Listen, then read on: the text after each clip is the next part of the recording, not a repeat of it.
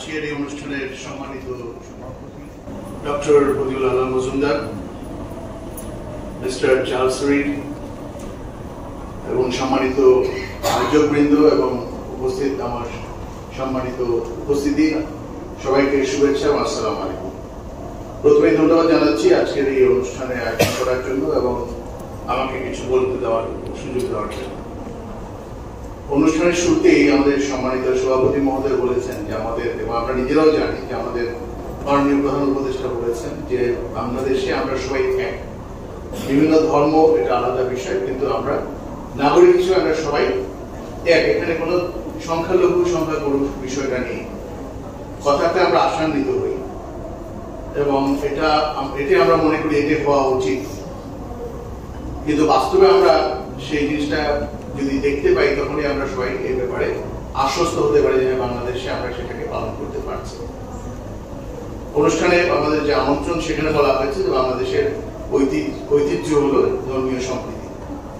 কিন্তু দুর্ভাগ্যজনক যে আমরা এতক্ষণ যে আলোচনা শুনলাম এবং যেটা জানি যে বিভিন্ন সময় তার প্রত্যয় ঘটে এবং সিরিয়াস ঘটনা ঘটে থাকে। এই সাম্প্রতিক পট পরিবর্তনের পরেও, সরকার পরিবর্তনের পরেও আমাদের হিন্দু ভাই বা সনাতন ভাইদের উপরে আক্রমণ হয়েছে। আমরা আমাদের কোনো রাজনৈতিক পরিচয় নেই, আমরা কোনো রাজনীতি করি না, কারোর সঙ্গে আমাদের কোনো সম্পৃক্ততা নেই, কিন্তু আমাদের উপরও আক্রমণ হয়েছে। আমাদের ৫-৬টি জায়গায় আমাদের আক্রমণ হয়েছে, আমাদের লোকজন আহত হয়েছে, বাড়িঘর পুরানো হয়েছে, অনেক ক্ষয়ক্ষতি সাধিত হয়েছে। একটা ছেলে এখনো মৃত্যুর সঙ্গে লড়ছে, ঢাকায় হাসপাতালে এসে ১৬ বছরের একটা ছেলে, তার স্কাল অপারেশন করতে হয়েছে, এখন সেটা এখনো আইসিইউতে আছে। আসলে এই যে বাস্তবতা, এটা আমাদেরকে বেরিয়ে আসবে যে সহিংসতার যে বাস্তবতা বেরিয়ে আসতে হবে। হেট স্পিচ আছে, বিভিন্ন সময় হেট স্পিচ করা হয়, বিভিন্ন রকমের মানুষকে সহিংস করে তোলা হয়, মেরে ফেলো, কেটে ফেলো, এই পরিষ্কার আমরা ভিডিওতে দেখতে পাই। কারা করেন আমি নাম নিতে চাই না, কিন্তু আছে অমুক সম্প্রদায়কে মেরে ফেলো, অমুককে আমরা যদি আজকে এইটা করতে পারি ওদেরকে গলা কেটে ফেলবো, এই ধরনের কথা বলা হচ্ছে। এইগুলো আসলে বন্ধ হওয়া উচিত। বর্তমানে আমরা আশান্বিত, এই সরকার এটা অন্তর্বর্তীকালীন সরকার হলেও তারা অনেকগুলো প্রজেক্ট হাতে নিয়েছেন, তো তারা এই ব্যাপারে কাজ করবেন বলে আমরা আশা করি যে তারা এই বিষয়গুলো অ্যাড্রেস করবে, যাতে দেশে সবাই আমরা শান্তিপূর্ণভাবে আমরা বসবাস করতে পারি, যার যার ধর্ম, যার যার মত নিয়ে তারা পালন করবে। আপনার সঙ্গে আমার দ্বিমত থাকতে পারে। আমার একটা শব্দ খুব পছন্দ, একজন বলেছিলেন যে অমুকের সাথে আমার মতান্তর হয়েছে কিন্তু কখনো মনান্তর হয়নি। আমাদের মধ্যে মতান্তর থাকতে পারে, কিন্তু মনান্তর যেন আমাদের মধ্যে না হয় সেদিকে আমাদের বিশেষ খেয়াল রাখা দরকার এবং সেই ব্যবস্থা করা দরকার। আমাদের তরুণরা, আমি মনে করি তারা যুগে যুগে তরুণরাই সব ভালো ভালো বিষয় নিয়ে এসেছেন। আমাদের ৫২ ভাষা আন্দোলন বলি, আমাদের ৭১-এর মুক্তিযুদ্ধ বলি, সব জায়গাতেই তরুণদের ভূমিকা ছিল।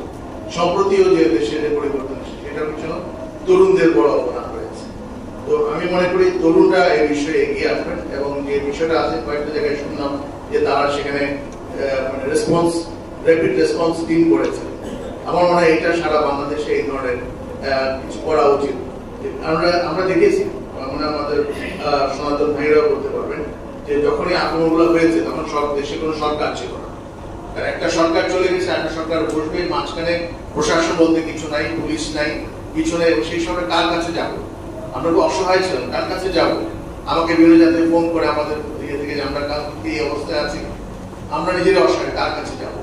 অনেক কষ্টে সেনাবাহিনীও তখন পুরোপুরিভাবে দায়িত্ব নিয়ে বসেনি, তারপরে সেনাবাহিনীর কাছে আমরা দিয়েছি, বুঝতে পারার পরে আমরা সাপোর্ট পেয়েছি এবং এখন আমরা দেখছি যেখানে আমরা সেনাবাহিনীর কাছে যাচ্ছি তারা সাপোর্টে এগিয়ে আসছেন, পুলিশও কিছু কিছু এখন আসছে। এটার জন্য আমাদের একটা স্থায়ী ব্যবস্থা করা দরকার। আমাদের এখনো হুমকির মধ্যে থাকে।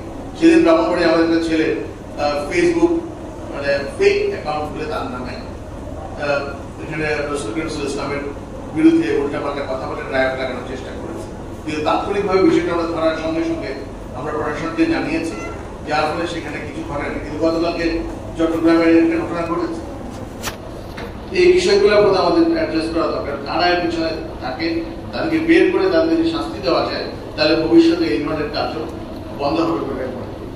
তো আমি একটা ষষ্ঠ ধর্মের মহিমার কথা বলা হয়েছে, আমরা একটা আয়োজন করি, আমরা মদিয়া মুসলিম জামাত আন্তঃধর্মীয় সম্প্রীতি সভা করি, সেখানে বিভিন্ন ধর্মের প্রতিনিধিরা নিজ নিজ ধর্মের আলোকে শান্তির কথা বলে।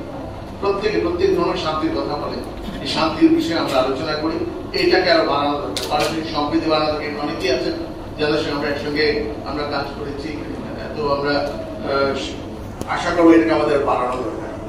তো এই কয়টা কথা যে আসলে আমাদের বাস্তবতায় ফিরে আসতে হবে এবং বাস্তবিক অর্থে বাংলাদেশ যেন যে তার ঐতিহ্য ধরে রাখতে পারে, এটা আজকে হুমকির সম্মুখীন। বিভিন্ন হুমকি আসছে ধর্মীয় বিষয় নিয়ে, সাম্প্রদায়িক বিষয় নিয়ে। আমরা আমাদের বার্ষিক সম্মেলন করতে বাধাগ্রস্ত হয়েছে, আক্রমণ হয়েছে, লোক মারা গেছে আমাদের 2023 সালে।